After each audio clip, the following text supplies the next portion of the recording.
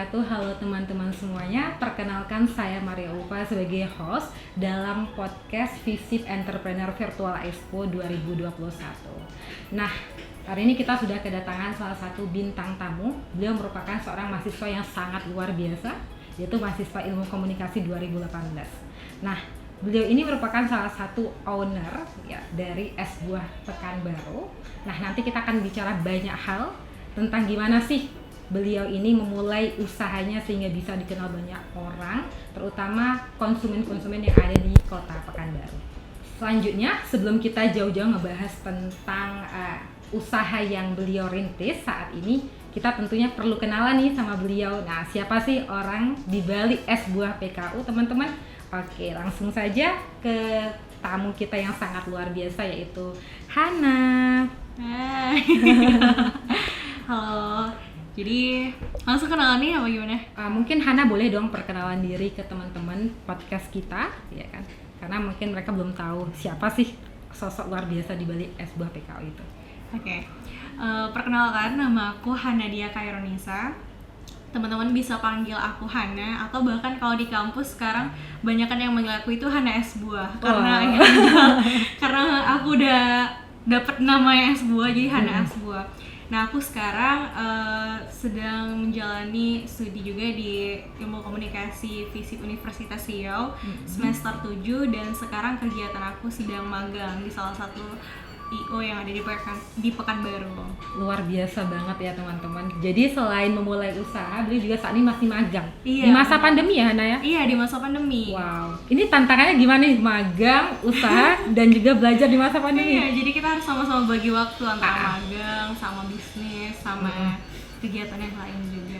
Oke, luar biasa ya teman-teman. Oke, bicara tentang Es Buah Pekanbaru ya Hana. Iya. Itu tuh sebenarnya usaha yang kamu mulai dari mana sih? Apakah tiba-tiba usaha itu tuh hadir karena dalam tanda kutip ada dosen yang merekomendasikan untuk memulai usaha, atau memang dari Hana sendiri pribadi nih berniat ingin, oh ya aku kayaknya harus mulai usaha nih di waktu aku masih menjadi seorang mahasiswa gitu?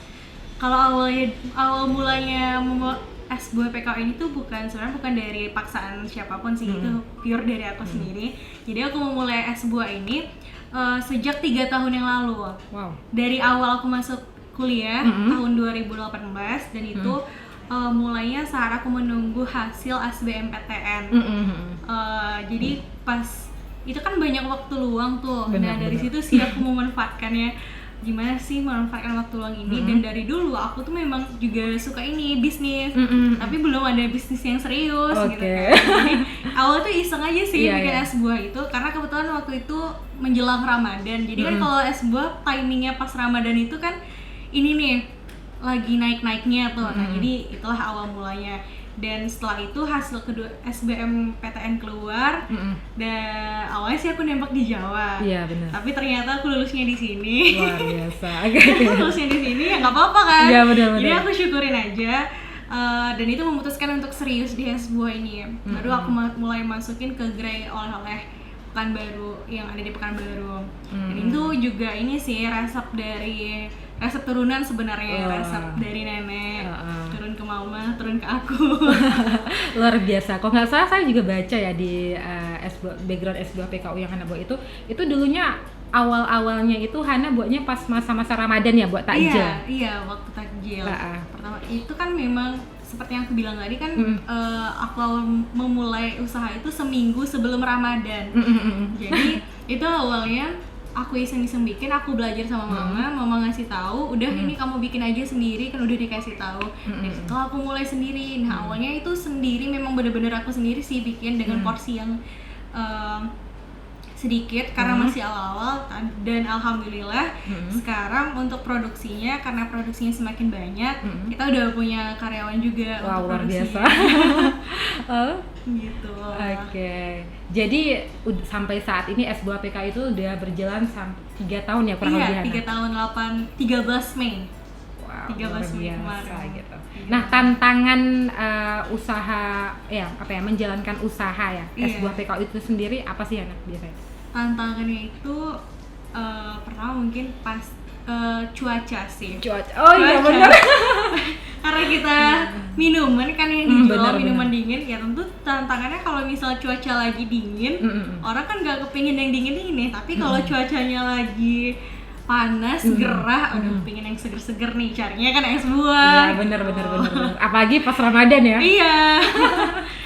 Itu sih, dan tantangan selain itu juga ketika omset kita lagi dikit, itu juga sih tantangannya. Siapa sih itu tantangan semua pebisnis sih. Benar. Oke. Nah, kalau bicara tentang es buah, sebenarnya kan banyak banget nih Hana. Es buah yang dijual sama pedagang-pedagang yang ada di sekitar kita ya kan. Tapi kemudian yang menjadi daya tarik konsumen untuk membeli produk Hana ini sendiri apa sih gitu? Memang banyak ya es buah yang dijual-jual sekarang. Nah, tapi kelebihan dari es buah PKU itu kita menjaga kehigienisannya, terus kualitasnya, dan juga harganya. Mungkin orang kebanyakan bilang harganya mahal, sebenarnya sih harga itu 10.000. Oke. 10.000 per cup. Mungkin untuk beberapa orang itu mahal, tapi itu menurut aku worth it sih, sama dengan rasanya, karena kita kan juga menjaga kualitasnya nih.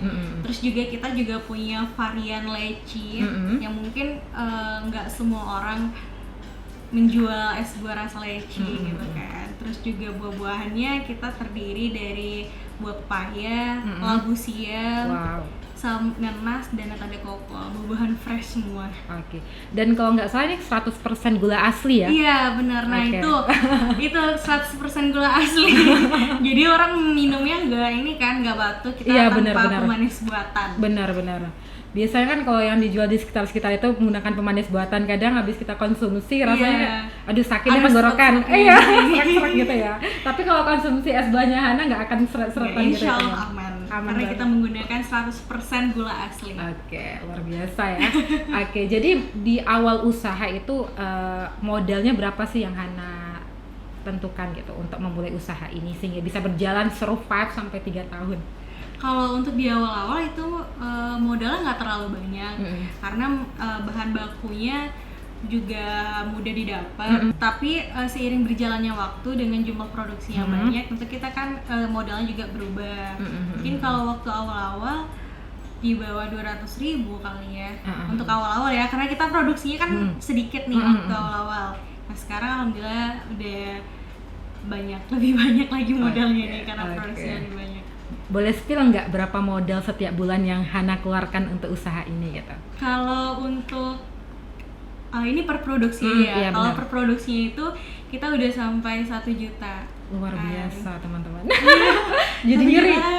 Karena ini kita kan produksinya itu sekali produksi bisa sampai 200 sampai 300 cup. Nah, itu sih yang bikin modal kita lebih banyak. Karena kalau kita produksinya dikit juga sayang di tenaganya, karena kan kita juga punya karyawan nih. Terus juga permintaan juga semakin banyak sih. Kita harus produksi lebih banyak karena kita stok di freezer. Oke. Oh, di stok di freezer juga ya? Bisa bertahan sampai 1 bulan kalau nggak salah ya? Iya, bertahan sampai 1 bulan kalau di freezer. Tapi kalau di showcase atau kulkas biasanya itu 2 minggu.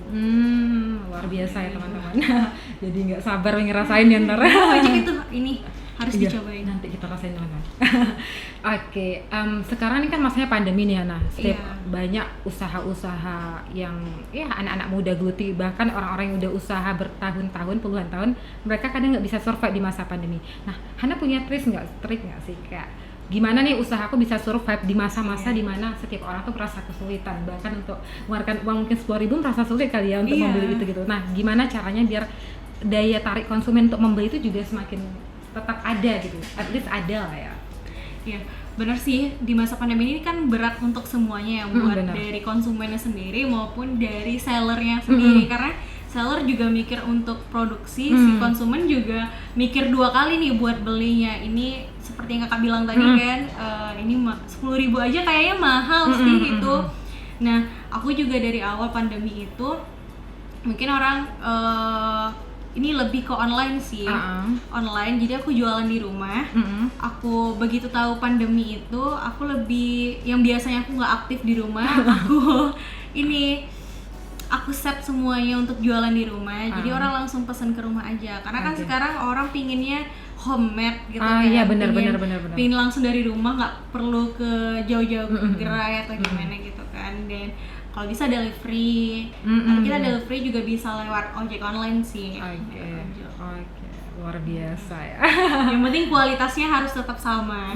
Kan kita harus menjaga kualitasnya dari awal sampai sekarang. Jadi orang nggak kecewa dengan produk kita di kondisi apapun. Gitu. Oke.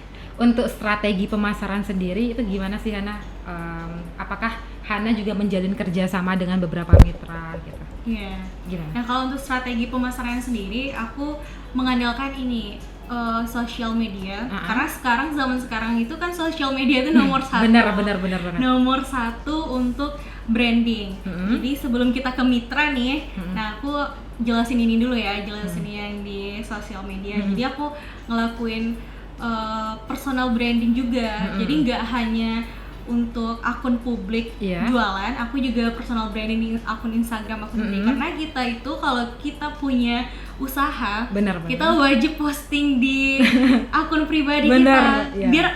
Biar orang tahu kalau kita jualan itu loh. Jadi biar orang notice kalau kita jualan. Karena kalau misalnya kita hanya mengembangkan akun publik aja, sewaktu-waktu kita bangkrut atau sewaktu kita down, orang kan bakal susah nih, susah buat naik lagi. Tapi kalau misalnya kita juga ikutan personal branding, kita branding dari diri kita sendiri, walaupun kita down, orang bakal nyari kita nih. Oh ini nih Hana yang jualan sebuah kemarin, atau kita jualan produk lain, orang udah kenal sama kita. Nah itu sih pentingnya.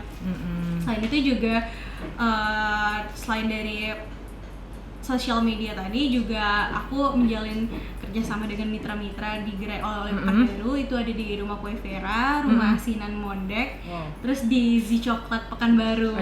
Jadi lapar. terus iya, jadi di 3 gerai Z Coklat sih. Nah terus juga ada, kalau lagi ada reseller, itu ada reseller dari Dumai juga, kayak SKR Dumai. Nah jadi kita welcome reseller juga sih. Luar biasa ya, Masya Allah, semangatnya nggak pernah padam nih untuk Iya wajib, karena kalau kita nggak semangat, bisnis kita ikutan nggak semangat. Iya benar. Oke, ini menarik juga kan, kalau aku lihat backgroundnya Hana bukan mahasiswa kayak yang backgroundnya itu bisnis ya, tapi ilmu komunikasi. Iya benar. Apa yang kemudian dari ilmu komunikasi ini, pelajaran atau ilmu-ilmu yang udah dipelajari di sana Hana terapkan di usaha Hana? Pasti ada.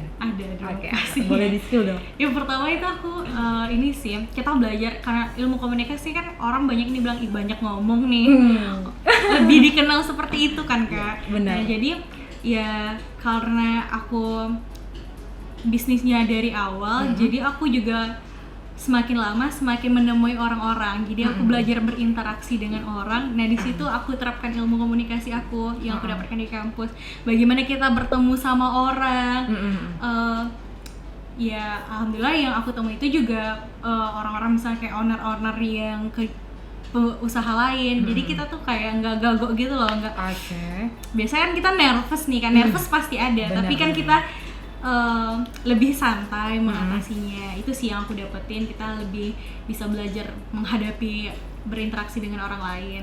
Terus juga apa lagi ya, itu sih kurang lebih. Nah, dan lobbyingnya. Kalau lobbying itu nggak mesti ilmu komunikasi sih, itu skill yang harus dimiliki semua orang kan. Iya luar biasa. Jadi kalau es buah PKU sendiri itu biasanya yang paling banyak membeli itu dari kalangan apa sih? Dari kalangan misalkan anak muda atau gimana gitu? Kalau untuk sebenarnya peminatnya itu dari kalangan muda sampai kalangan dewasa sih ya. Tapi kebanyakan yang suka itu ini ya, usia 18 sampai 25-an. Mama-mama muda gitu. Iya benar, kenapa aku bilang mama-mama muda? Karena aku itu lihatnya dari Instagram. Kan Instagram sekarang ada Instagram bisnisnya. Iya benar. Terus kita bisa ngelihat dari insight-nya kan. Iya. Nah insight-nya itu aku ngelihat ini yang paling banyak visit profil itu usia berapa sih? Ternyata segitu, 18 sampai 24. tahunan. Dan ternyata benar yang aku lihat itu kan kita setiap bikin story ada viewersnya tuh. Benar. Memang aku lihat profilnya memang mama muda semuanya gitu. Dan alhamdulillahnya setiap orang yang udah ini nge-follow, kemudian kita di chat lewat Instagram, DM ataupun lewat WhatsApp. Benar, ini salah satu strategi pemasaran ya, mempertahankan apa ya, kayak komunikasi dengan konsumen. Iya, benar. Luar biasa. Kita harus mempertahankan komunikasi gitu dengan konsumen. Karena juga aku kalau misalnya itu pelanggannya udah lama atau gimana, aku selalu minta ini kritik atau ada evaluasi yang kurang dari pelayanan kita, dari servis kita, atau dari rasa gitu kan. Dan alhamdulillah sejauh ini kita masih aman. Ya, oke. Nah, selain bicara tentang S2 PKU, aku kan juga ngelihat nih background Hana sebagai seorang MC ya. Iya. Nah, apakah Hana juga istilahnya memasarkan produknya ke klien-klien yang mengundang Hana untuk jadi MC gitu kan? Oh ya, ini produk saya mungkin boleh itu dipasarkan atau mungkin boleh dipromosikan ke teman-temannya. Iya. Nah, itu baru kejadian berapa bulan sebulan yang lalu deh. Sebulan yang lalu itu ketika aku MC, jadi juga konsumen aku mesen es buah aku buat ini yang buat acara mereka. Dan itu kan ya pas kita ketemu, aku kenal dia, kita lagi technical meeting, terus aku bilang juga nih aku punya bisnis es buah, siapa tahu barangkali tante kan sama mamanya tuh, barangkali tante mau ini pesan es buah untuk acara anaknya nanti. Dan alhamdulillah sih di situ. Jadi kalau kata pepatah itu yang sekali dayung dua pulai terlampau. Ya kali ya. Benar-benar. Iya. Oke, luar biasa ya teman-teman. Jadi ini adalah cerita Hana yang sangat inspiratif. Jadi mulai dari ide buat takjil untuk Ramadan ya kan? Iya. Betul. Kemudian terus berlanjut hingga saat ini bertahan selama 3 tahun bahkan. Gitu. Iya. Nah, kira-kira nih Hana, ada nggak sih rencana jangka pendek dan jangka panjang untuk usaha Hana sendiri gitu? Untuk rencana itu pasti ada, tapi kita kan belum tahu nih merealisasikannya kapan kan. Kalau aku sih kepinginnya insya Allah pingin punya store sendiri, itu mungkin di rumah ataupun di toko, belum tahu sih, tapi kepinginnya sih seperti itu. Tapi belum kesampaian nih, karena kita juga masih terbagi-bagi kan, fokusnya masih kuliah juga, juga skripsi juga kan, terus aku MC juga, jadi masih belum fokus, tapi insya Allah semoga aja diaminkan Allah gitu kan. Nah, terus juga kepinginnya banyak produk sih, nambah-nambah produk. Kalau dalam jangka waktu dekatnya kita pingin nambah produk lagi. Oke, kira-kira nih kalau untuk target-target baik jangka panjang atau jangka pendek ya kan, pemasarannya itu Hana harapkan bisa sampai kemana sih gitu nanti untuk es buah PKU gitu? Kalau untuk es buah itu aku pinginnya keluar kota. Sebenarnya kalau keluar kota itu dalam ruang lingkup Riau masih bisa, karena kita masih pakai travel. Iya, benar. Pakai travel sih lebih aman ya, karena kalau pakai ekspedisi kan kita takut nggak aman gitu kan. Jadi kita lebih aman pakai travel. Tapi pinginnya sih kayak keluar Riau gitu, tapi masih belum ini sih. Siapa tahu nanti ada pinggir reseller ke sana, kita usahakan. Amin. Atau ada yang mau bikin di sana kan. Amin ya Allah, amin. Gitu. Luar biasa ya. Aduh, jadi pengen mulai usaha langsung nih gitu. Iya. Pernah nggak sih ngerasain yang namanya down gitu, kayak aku mau coba berhenti sejenak gitu deh dari usaha ini, aku mau fokus kuliah nih gitu kan, tugasnya makin banyak nih, aku udah di masa tahun keempat misalkan, mau masuk tahun ketiga ya, tahun keempat. Ya. Jadi udah banyak mungkin hal-hal yang mulai difokuskan, pengen selesai skripsi segera juga ya kan. Nah, gimana nih cara Hana maintain keadaan itu gitu di saat ini ada usaha, ini ada part time job sebagai MC, ini harus ngerjain tugas kuliah gitu? Iya, pasti ada dong rasa capek, rasa pingin berhenti nih. Aduh, kayak mahasiswa kan ada tuh waktu-waktu jenuhnya. Benar. Waktu-waktu jenuhnya tuh kayak nggak pingin ngapa-ngapain. Jadi aku pernah di masa itu. Yang pertama itu dulu waktu aku awal-awal kuliah itu aku pernah merasakan capek, jadi aku pingin berhenti nih. Aku bilang ke orang tua aku, kayaknya break dulu deh bikin es buahnya, atau seminggu apa 2 minggu gitu kan. Jadi aku coba bilang ke Gerai, cuma Gerai nggak mengizinkan. Tetapi Nah, aku juga ngambil sisi positifnya sih. Karena kalau misalnya kalau kita misalnya udah izin atau kita nggak melanjutkan seminggu 2 minggu, itu bakal terikut. Oke. Kayak ini kan udah capek, jadinya keterusan ke depan ya takutnya. Yeah. Setiap capek kita berhenti, Nah, tapi itu sih sisi positifnya aku dapat, kita harus konsisten dalam menjalankan bisnis ini. Kita harus bertanggung jawab dengan apa yang udah kita mulai. Karena kan juga sayang kalau berhenti. Kita udah mulai nih capek-capek dari awal, kita capek-capek nge-branding, capek-capek memasarkan ke teman-teman, tapi kita harus berhenti, kan itu sangat disayangkan. Tapi kalaupun misalnya kita capek, udah kita break sebentar aja, kita refreshing atau gimana gitu. Nah, untuk yang bagi-bagi waktu dengan yang lainnya, juga sebelumnya aku tuh punya jurnal sendiri di rumah. Jadi jadi aku tuh selalu bikin ini sih, tahun ini apa-apa aja yang udah aku lakuin, dan juga aku selalu nulis nih peran aku itu apa aja. Misalnya peran aku kalau di kampus ya aku jadi mahasiswa, di luar kampus aku jadi anak, terutama jadi owner juga, terus juga jadi MC. Nah, di situ sih aku bagi-bagi waktunya. Kita harus aware dulu dengan peran kita, kemudian baru kita bagi job-job, bagi waktunya, manage-nya. Oke, luar biasa ya. Masya Allah. Nah, kadang nih kita mahasiswa ya merasa kayak takut nih gue kayak rugi nih ada pemula usaha. Nah, kira-kira gimana kalau dari Hana sendiri berani untuk tetap melangkah aja nih gitu, nggak masalah nih tantangan di masa depan ya kan, yang penting kita coba aja. Apa saran Hana dan juga buat teman-teman yang mau mulai usaha tapi masih ragu-ragu?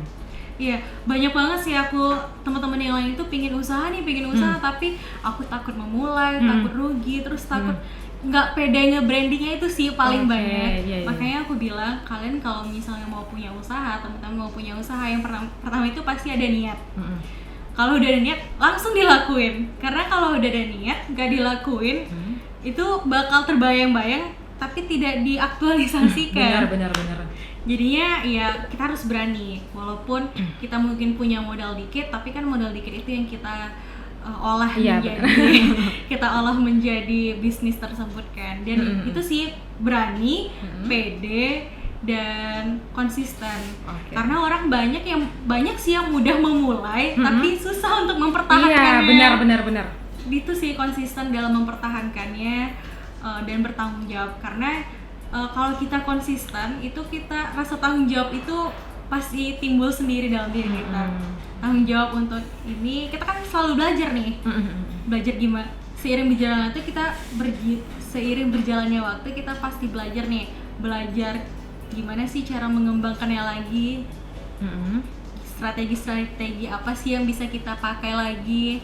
Terus gimana sih cara konsumen agar tertarik dengan produk kita lagi. Nah, seperti itu. Luar biasa ya. Nah, sembari menjalankan usaha, Hana ada nggak ikut kayak kursus-kursus kewirausahaan, hadiri seminar-seminar yang bisa menambah motivasi atau juga ngasih insight baru nih buat Hana? Oh ya, seharusnya aku dalam berbisnis seperti ini gitu kan? Ada nggak sih? Ada. Kalau sekarang karena zamannya pandemi kan, jadi aku pernah sering ini sih join ke live Instagram pebisnis gitu. Jadi kalau di Instagram aku selalu ngikutin sekolah pebisnis. Jadi aku pernah ngikutin ini webinarnya itu menjelaskan tentang digital marketing. Jadi ya itu sih yang aku bilang, kalau kita konsisten dengan apa yang kita lakuin, kita seiring berjalan waktu kita juga belajar mengembangkan semuanya kan. Jadi digital marketing itu aku juga belajar nggak hanya untuk kuliner aja, yang lainnya juga lebih ke social Instagram. Dan nih salah satu contohnya aku belajar itu juga tahu nih, ternyata cara kita menggunakan Instagram untuk, kalau target kita itu ini anak-anak ABG sama kaulah yang lebih dewasa itu berbeda. Jadi kalau misalnya untuk target marketnya itu adalah ABG, itu mereka lebih senang melihat story Instagram. Tapi kalau misalnya dewasa, itu lebih senang lihat feed Instagram. Wow, gitu ya? Iya. Baru tahu juga nih aku. Iya, jadi aku seperti itu. Jadi karena aku udah tahu target aku, Jadi aku lebih mengembangkan kayak ini sih ke feed Instagramnya. Jadi dari situlah kita banyak mengetahui. Karena kita semakin penasaran, semakin kita bertahan, semakin kita penasaran untuk menggali-gali ilmu yang lain. Iya benar. Jadi kita bisa evaluasi ya apa nih gap-gap atau kekurangan yang harus kita minimize at least ya. Luar biasa. Jadi Hana tadi udah bicarain tentang background usaha ini gitu kan. Tapi kenapa sih alasan Hana memilih es buah PKU sebagai produk yang Hana tawarkan kepada konsumen? Nah, alasan kenapa aku memilih es buah itu sebenarnya banyak sih kuliner-kuliner lain yang bisa aku jalanin kan. Tapi kenapa aku memilih? Karena pertama bahan bakunya itu mudah dicari. Karena buah-buahannya tadi kan seperti yang aku bilang, pepaya, albusiam, nanas, nata de coco itu kan buah-buahan yang mudah dicari. Terus juga harganya juga relatif murah dan tidak mengeluarkan modal yang banyak. Dan yang ketiga itu es buah ini bukan minuman yang musiman menurut aku, karena dia selalu dicari setiap ada acara. Bener.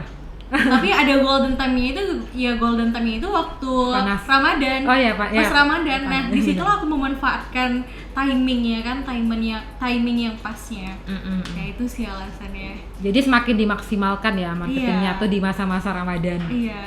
Dan itu juga minuman favorit ini sih dari kalangan muda sampai dewasa. Menurut aku nggak ada batasannya. Disukai semua kalangan gitu. Dan mungkin salah satunya juga kalau es buah itu nggak pernah buat kita enek ya. Iya, benar.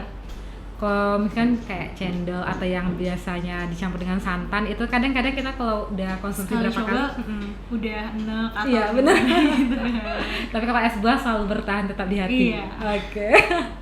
Oke, kalau dari orang tua sendiri Hana gimana, kayak apa sih support yang orang tua Hana berikan kepada Hana, kemudian Hana juga semakin semangat untuk menjalankan usaha ini? Iya.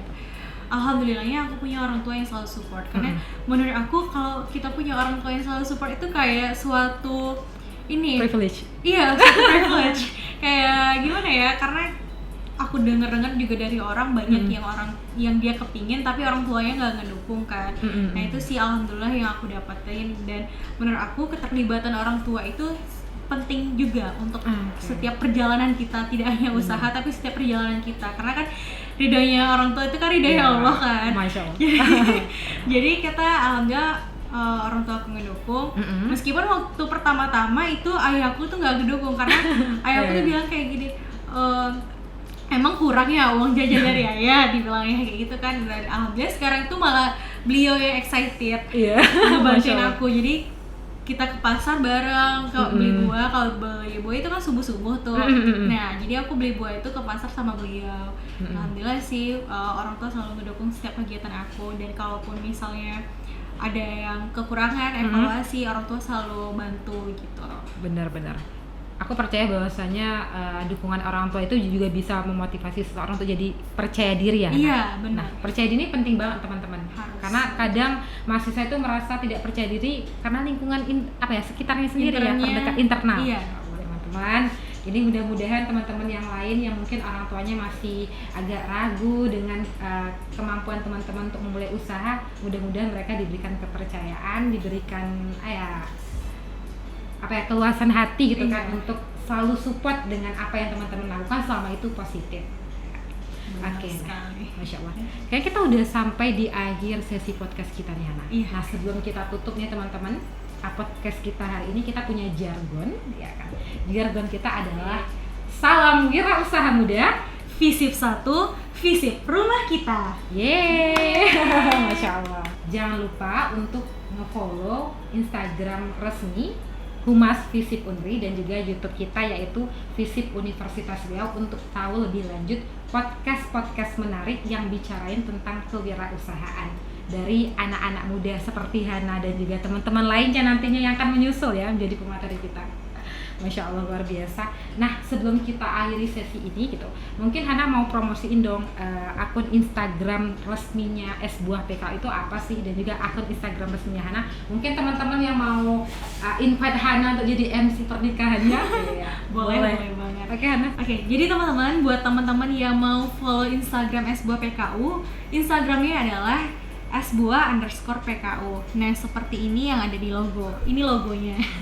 Dan buat teman-teman, siapa tahu tidak hanya ingin S2 PKU tapi ingin MC, butuh MC buat acara-acaranya, bisa langsung follow Instagram pribadi aku @hanadia_k. Masya Allah ya teman-teman, jangan sampai lupa untuk nge-follow 2 akun Instagram tadi dan juga akun Instagram kita ya, Visip Universitas Humas Visip Unri. Oke. Mungkin itu saja ya Hana sesi podcast kita kali ini. Nanti kita akan invite Hana lagi mungkin untuk event-event yang lain kali ya. Boleh banget, senang banget. Mungkin bukan usaha S buah PKU lagi, ada usaha baru lagi selain S buah PKU. Semoga aja. Amin ya kan, Masya Allah. Oke. Sampai ketemu di podcast kita selanjutnya. Saya Maria Ulfa dan saya Hanadia. Akhirnya wassalamualaikum warahmatullahi wabarakatuh. Bye. Bye.